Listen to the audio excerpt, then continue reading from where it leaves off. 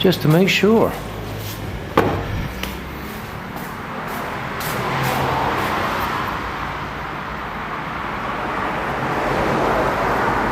Yeah, I've got a good old wobble in there. So what have we actually got? Let's try and measure it. The trouble is the smallest end is far away from the large one. Right, so I've got a 0.3 there, so I want a 0.7, don't I? Which is around here. 40 thou it is in total then. Right, we're attempting to measure 1 millimeter, so if I slack them right off to get them together,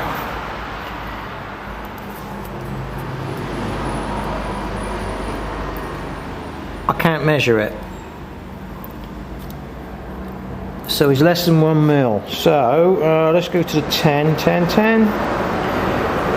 That's 0.254, isn't it? I know that. So that'll be 0.93.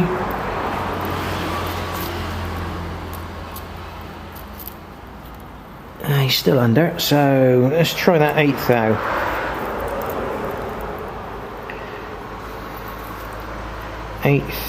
And 28 is 0.36, isn't it? So that's close to 0.9. Yeah, there you go. Yeah, that's tight. Right, so the second ring is 0.9 mil. But it said the maximum goes out to 1.42, so we're still round about half a mil in the bank. So there you go. Now if I was building a race engine, which I haven't done in donkey's years, I would check every single ring in every single separate bore and make any adjustments as necessary. But as this is just a steaming pile of poo, although the second rings are bigger than what I would prefer, that's what we're going to go with. So the next part of the video now entails me bunging rings on pistons, putting rods on pistons, putting bearings in rods, and putting rods in the block. So I'll just go and get that lot ready, and I'll be back. So piston assembly time. Choose a slightly less dirty rag. Oh, that Minitron's just turned up with the latest crop of t-shirts. Now then, choose your piston, and bearing tag goes to combustion chamber side, based on, oops, my little drawing when I took them apart. So bearing tag, combustion chamber side. First off, find yourself some circlips, bung them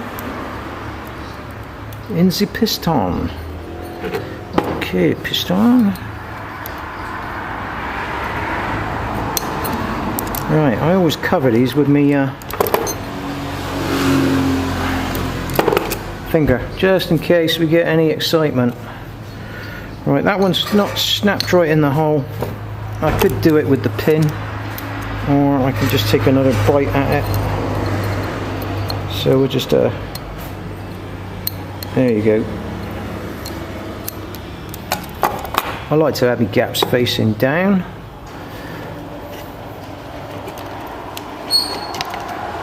Lube up your little end. Right, combustion chamber, bearing tag. Now a lot of pistons, you would have to heat the piston up. Every time there's an engine video, you get all these armchair experts Oh yeah, you have to put the piston in the oven at gas mark 2, and you have to put the conrod in the freezer for 3 days. Don't talk out of your rectal hole. You either warm the piston up a little bit, not too much, or you just lightly tap it in there with an aluminium drift. Right, unless it's one of them ones that are clipless. If it's clipless, then yeah, you've got to press them in, but we're not talking about that now. We're talking about the assholes that have to show up on videos with the same old stuff that they've read off the internet, although they've never ever taken an engine apart themselves. Right. So, check it's all moving nicely. It's moving quite a lot nicely actually. They're quite free in that. I'll put a little splash of oil in them because they are quite loose in the piston, and I had some new bearings somewhere. Where are they? There they are. Okay. Slip your new bearing into its hole. Same with the cap. Making sure you've wiped them all nice and clean beforehand. Right, don't need you. That shouldn't be there like that. Improvise a way to hold the piston. Grab one of your oil spreader rings now.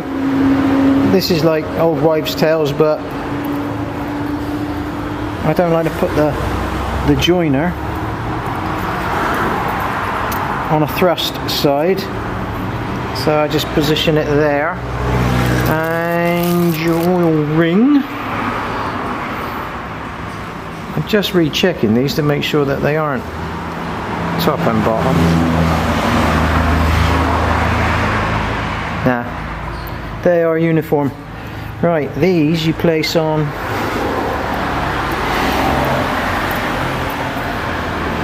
over your expander like that. Make sure you haven't trapped the expander, and make sure it's not on the join. Okay, you don't have to worry about setting your ring gaps, or should I say your ring locations yet. Oh, what am I doing? Silly boy, you've just been in there.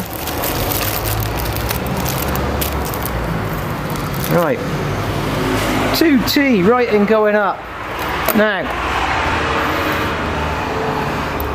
if you haven't got a pair of piston ring pliers, this bit will slash your fingers up. And these have got to be 20 odd years old. No, more than that, easily more than that. Right, top ring is very thick. It's also marked T1. Okay, now then you've got to rotate your rings, but we're not putting it in yet, so cap 1, cap 2, 3 and 4. I'm sure you can imagine how 3 and 4 go together. So